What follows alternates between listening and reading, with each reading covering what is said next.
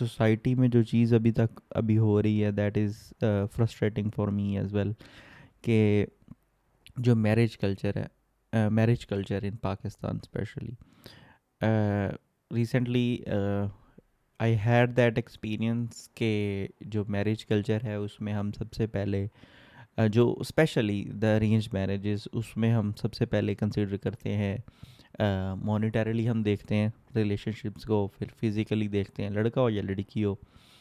तो specially I want to talk about के girls के साथ कैसा ट्रीट किया जाता है, उनको फैमिलीज आती हैं देखने, उनकी गलतियाँ निकालती हैं।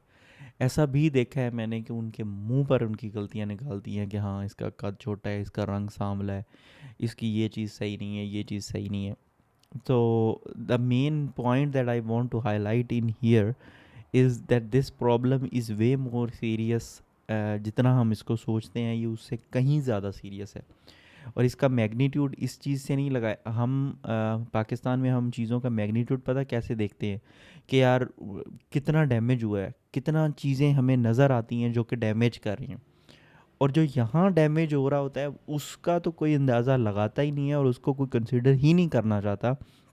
बिकॉज हम ना ऐसी कौम है कि विजुअली देखते हैं कि हाँ मैंने किसी की टांग तोड़ दी है, ठीक है, तब then there is a problem. दिल तोड़ दिया है, किसी को मेंटल हेल्थ को डिस्टर्ब कर दिया है, वो तो प्रॉब्लम ही नहीं ना हमारे, हम तो चलते फिरते जलील करने वाली कौम है एक दूसरे को। तो ये तो हमारे लिए कोई प्रॉब्लम ही नहीं है ना कि अगर हम किसी के घर जाते हैं और उसको उसके साथ एक एक रिलेशनशिप जोड़ने जाते हैं और हम उसके हमारे जो रिमार्क्स हैं उन पे क्या इम्पेक्ट करते हैं, this is way beyond our understanding, हमें समझ ही नहीं आती है।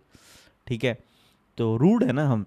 ठीक है, तो ये चीज़ें बड़ी इंपॉर्टेंट हैं कि ये चीज़ों को समझा जाए, इनकी नज़ाकत को समझा जाए। मेंटल हेल्थ का शिकार है हर बंदा, यूथ स्पेशली।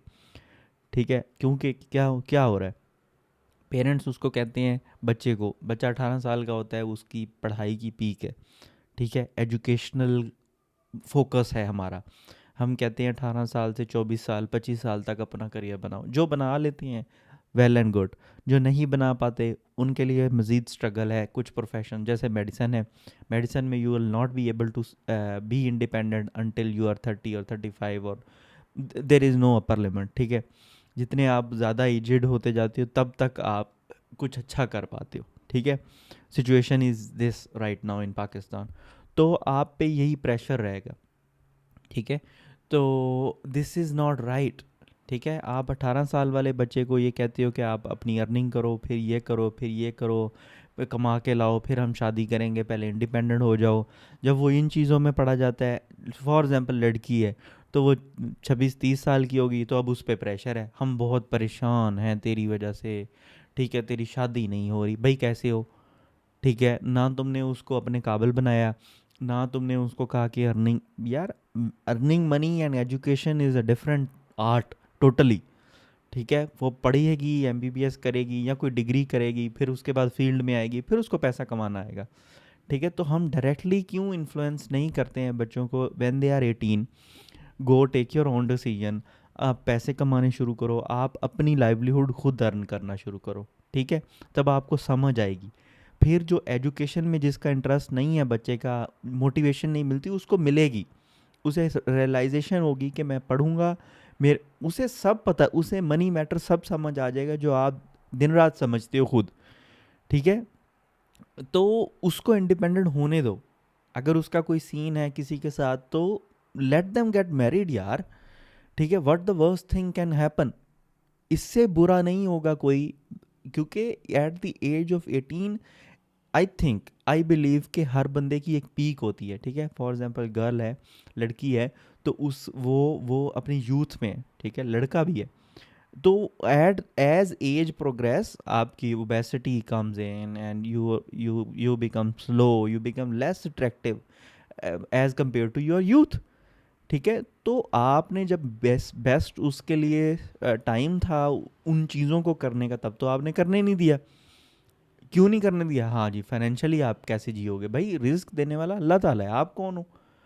ठीक है, तो मुझे ये चीज़ें नहीं समझ आती हैं। ठीक है, and this realisation is stupid. और वही वो लोग कर रहे हैं यार, पेरेंट्स हैं वो एट द एज ऑफ 40 हैं, ठीक है। तो तब के टाइम में क्या होता था, लाइक क्या सिक्योरिटी थी? मेरे पेरेंट्स के पास कोई सिक्योरिटी नहीं थी, ठीक है। और मुझे लगता है बहुत सारे फ्रेंड्स ऐसे हैं मेरे जिनके फादर्स अप एंड डाउन थे, उनकी कोई सिक्योर जॉब नहीं थी, गवर्नमेंट जॉब, तो तभी उन्होंने ये चीज़ें की, ठीक है। तो हम भी तो बड़े हुए हैं ना, ठीक है। और रिस्क देने वाला अल्लाह ताला। और फिर बंदा सोचता भी इन चीज़ों से जब निकल जाता है, देखो आप जो स्टूडेंट है वो टाइम वेस्ट करता है, ठीक है। वो टाइम वेस्ट करता है इन पोर्नोग्राफी, मूवीज़, फिल्म, लड़कियों के पीछे बातें करना, इधर चाहना, वो करना। मतलब these are all the distractions for him और हर। लड़की के लिए भी सेम है। तो आप उसको उससे निकाल रहे हो, आप पहली प्रॉब्लम पहले सॉल्व कर रहे हो, ठीक है।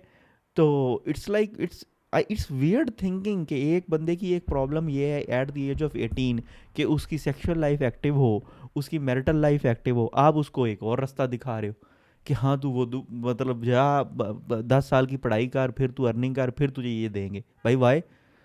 Like like what is the concept here?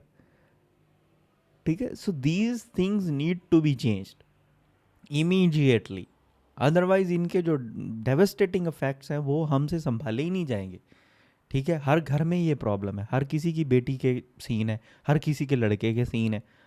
ये इसीलिए तो है भैया, आपने उनको सीधा रास्ता तो दिखाया ही नहीं है। जब वो आपके बाद आपसे बात करते हैं कि वो like they have sexual needs, तो आप कहते हो ये तो टॉपिक ही, ये तू तो गलीज इंसान है। भाई कैसे? वो आपकी ठरक की वजह से तो दुनिया में आया है। मतलब दिस इज व्हाट, ठीक है। तो बेसिक अंडरस्टैंडिंग है, ह्यूमन इमोशंस हैं, इट्स लाइक 2+2, ये होना ही होना है। आप समझना नहीं चाहते हो, एक चीज सामने पड़ी है आप उसको नहीं देखते हो। लाइक इससे बेवकूफ़ी क्या है? मुझे नहीं फ़र्क पड़ता if you are at the age of 40, 50 और 60, यू हैव नो अकल, आपके पास कोई दिमाग नहीं है, आपका कोई लाइफ एक्सपीरियंस नहीं है। If you can't understand this, and उसकी वजह से जो प्रॉब्लम्स आ रही हैं वो तो अनगिनत है ना। मेंटल हेल्थ लड़कियों की, लड़कों की। फिर लड़के क्या करते हैं, अपनी सेक्सुअल ड्राइव को कम करने के लिए लड़कियों से झूठ बोलते हैं, ठीक है। There are so much complications in it, आपको तो पता भी नहीं है, ठीक है।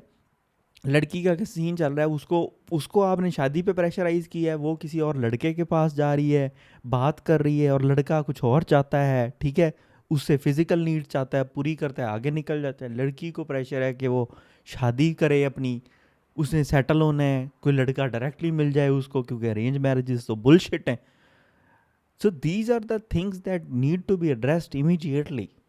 और वो तभी होगा जब पेरेंट्स, जब राइट एज है, एट द एज ऑफ 18 और 20, जब एक बच्चा पीक पे है इन चीज़ों के, तो उनको अर्निंग की वेज बताओ।